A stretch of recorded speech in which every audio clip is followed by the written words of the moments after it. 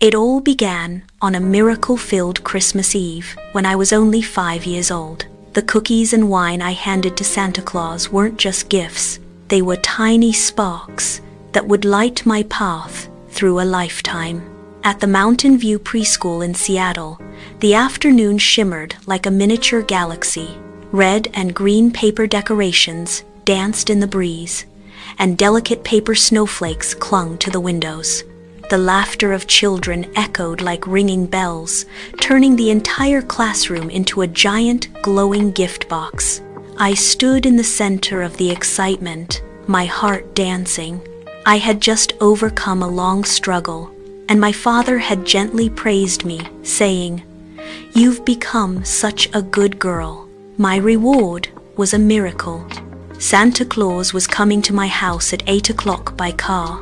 Though it wasn't a sleigh, the wonder in my heart melted any doubt like falling snow. My father handed me a plate of cookies and a bottle of wine. To me, this was the most important mission in the world. The doorbell rang. Ding dong! Our pulses raced to the rhythm of a Christmas carol. I went to the door, feeling the crisp, cold night air rush in. There he stood, Santa Claus, in a crimson coat with a snowy white beard and eyes full of kindness. The headlights of his car glistened behind him like fallen stars. With trembling hands, I offered the cookies and wine. Santa smiled warmly, his eyes crinkling. "You've worked so hard, Junko. You are a wonderful girl." In that moment, a small light flickered to life in the depths of my soul. He gave me a small music box. As I opened the lid, the soft melody of Silent Night filled the room. We sang together, our voices weaving a tapestry of joy. Under the shimmering stars of the Seattle sky, I made a silent vow. I will stay a good girl so I can meet Santa again. It was the beginning of a miracle that would illuminate my future forever. The lounge of the Ritz Magnet Hotel was surrounded by grand windows reflecting the winter nightscape, making it feel as though a city of stars was unfolding at my feet. The sound of ice melting in a glass, the faint clinking of crystal in the distance. Each tiny sound resonated in my heart as a premonition that something was ending and something new was about to begin. Takahiro sat across from me, wearing his usual calm and gentle smile. Our relationship had started when he visited the Marubishi department store cosmetics counter where I worked. Since then, meeting twice a week after work, sharing casual conversations while he cooled down from the sauna, had become an ambiguous yet comforting part of my daily life. "You look like you have something on your mind today," he said with a playful tone. At the touch of his kindness, the heavy words I had kept locked away began to tremble. I had come here tonight intending to say goodbye. My arranged marriage, decided by my parents, was official. I was supposed to walk the path of the good girl. I had always lived that way, never hurting anyone, never causing trouble, living only to meet the expectations of others. But then, Takahiro glanced at his Rolex, the usual signal for the last train. Ordinarily, I would have stood up, smiled, and said goodnight. Yet, my body refused to move. Before I knew it, a small wrinkle appeared on my forehead, and I found myself slowly shaking my head from side to side. It was my secret weapon of refusal, a gesture from my childhood when I simply couldn't accept something I hated. A habit I thought I had buried long ago as an adult. It poured out of me now, uncontrollable. Takahiro's eyes widened in surprise, but he quickly spoke with a quiet understanding. "You don't want to go home tonight, do you?" With those words, the levee of my heart collapsed without a sound. A night without worrying about the last train. A night where I surrendered my destination to him. A night where the warmth of his shirt felt closer and more real than the scent of Casablanca lilies. I realized then, Being a good girl isn't about following the expectations of others. It's about not lying to your own heart. That night, for the first time in my life, I chose my own feelings over everything else. I didn't know yet that this single choice would lead to the miracle of Shinya's life. Outside the lounge window, the winter city flickered quietly, as if the starlit sky of Seattle I looked up at as a 5-year-old was watching over me from a great distance. The winter of Setouchi held a stillness quite different from the snows of Seattle. From the window of my apartment in Takamatsu, the night sea absorbed the light like black silk, while distant harbor lamps twinkled like fallen stars. I gently lifted 3-year-old Shinya and removed the damp sheets. Another accident, a sigh, almost escaped my lips. But the moment I saw his sleeping face, the frustration melted away. Watching his small chest rise and fall was like looking at a fragment of my own distant past. I remembered that Christmas Eve when I was 5. The night Santa came as a reward for finally staying dry. The gentle voice as I handed him the cookies and wine. "You've worked so hard, Junko." 30 years had passed, yet those words still flickered like a candle deep within my soul. Shinya stirred in his sleep, curling his small body. I softly touched his cheek and took a small wooden box from the drawer, the music box I had received from Santa.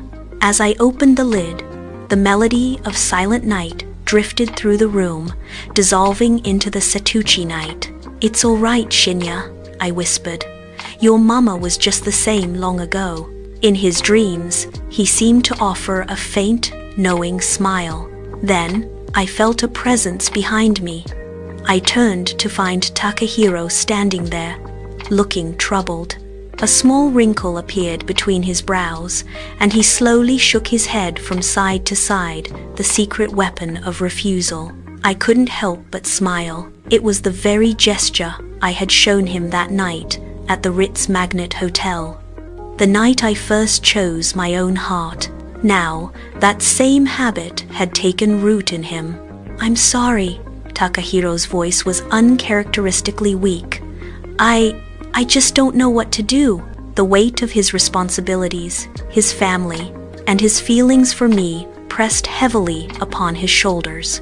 I slowly shook my head, not to blame him, but simply to be with him. "Shinya is your son," I said softly. "That is enough for me.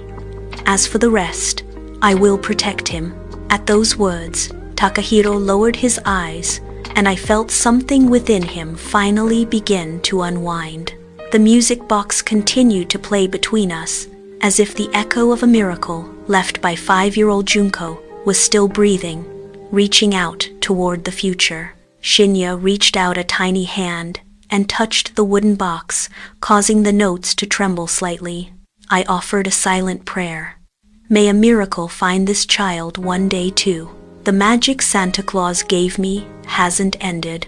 From mother to child and into the future beyond, the melody of this small wooden box is being passed down through the generations. The night breeze of Setouchi gently swayed the curtains, a movement that felt like the distant bells of Seattle, reaching across time to find us. The winter of Vancouver carried a stillness that differed from the snows of Seattle.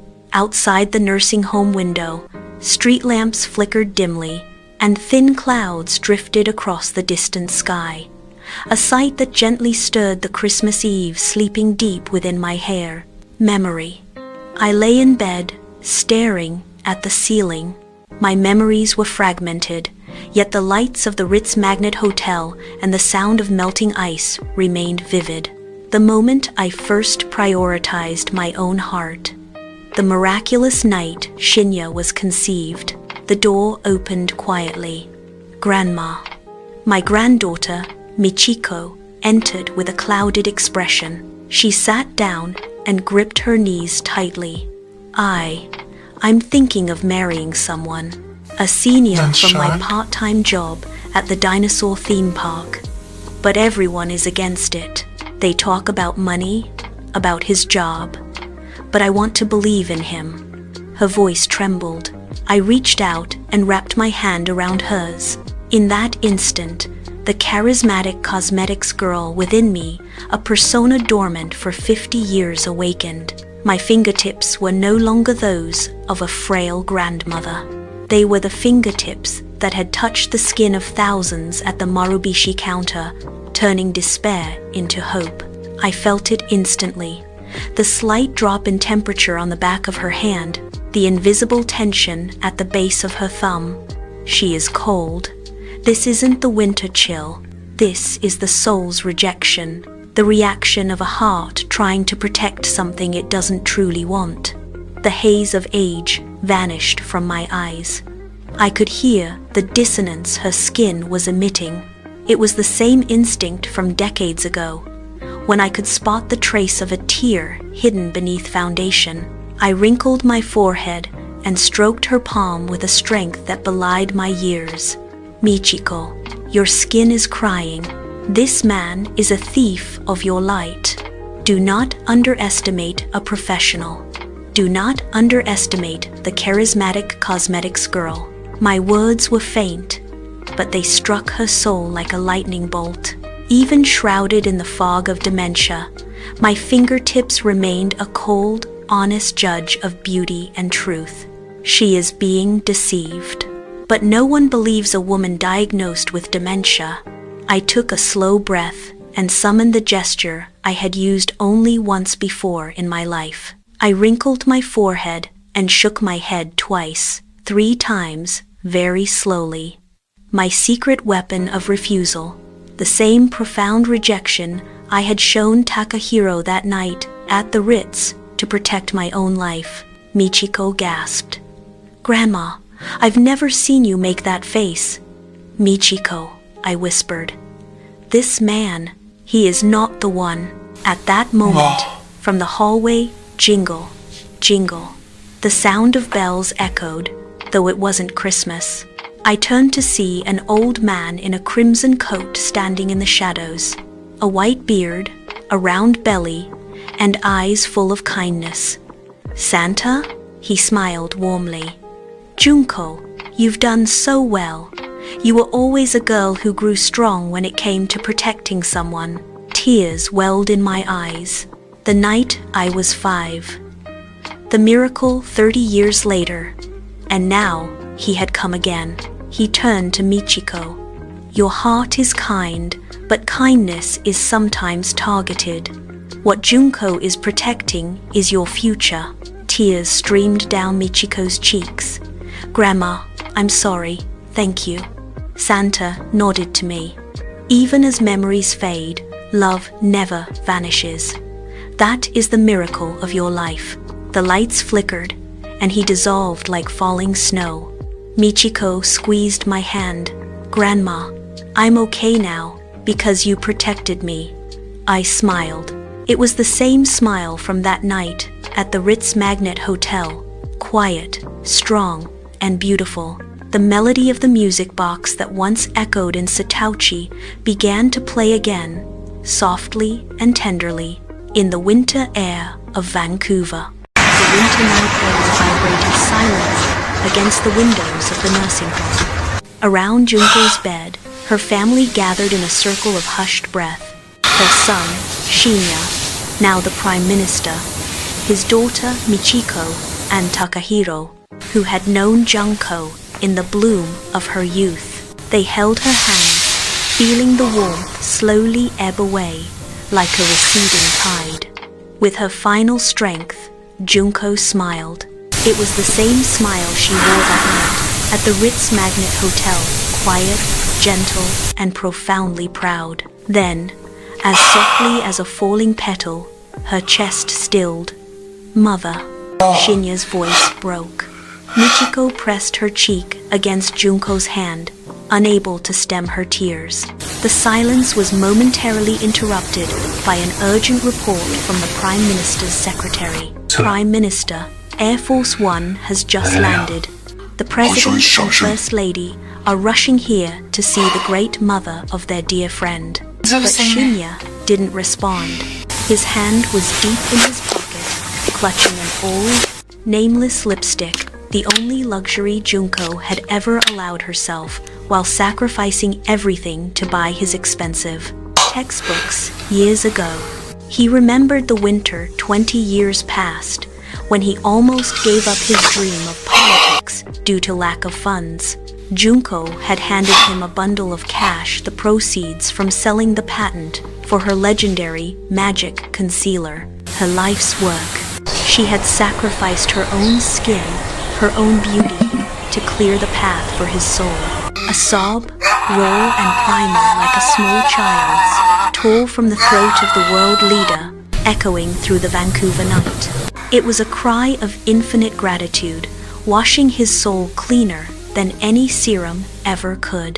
Jingle, jingle. A nostalgic sound of bells reached Junko's spirit. The door opened, and the old man in the crimson coat appeared, invisible to the grieving family. He carried a plate of cookies and a bottle of wine. Junko, I've come to take you home, Santa whispered with a smile. The spirit of Junko, now cloaked in a soft, ethereal radiance, stood beside her tired body. Santa, you came for me again. Of course, I've never forgotten the cookies and wine you gave me when you were 5. Santa handed her a small, final gift, a tiny box containing the next melody of her music box. As she opened it, a celestial tune filled the room. To the family, it felt only like a warm, sudden breeze. But to Junko, it was the music of the journey home. Santa reached out his hand. Come, your journey isn't over. Now, it is your turn to watch over them from within the light. Junko nodded and took his hand. In that instant, her soul transformed into a soft flame, rising toward the heavens along with the melody.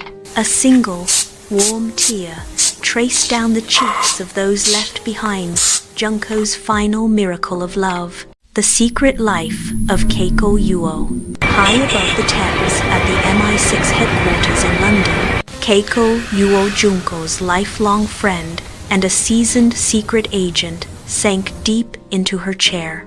On the monitors, the world mourned the goddess of charity, Junko Takigawa. Keiko stared at the screen, tears hot enough to melt bulletproof glass streaming down her face. You've always been one step ahead, Junko, she whispered.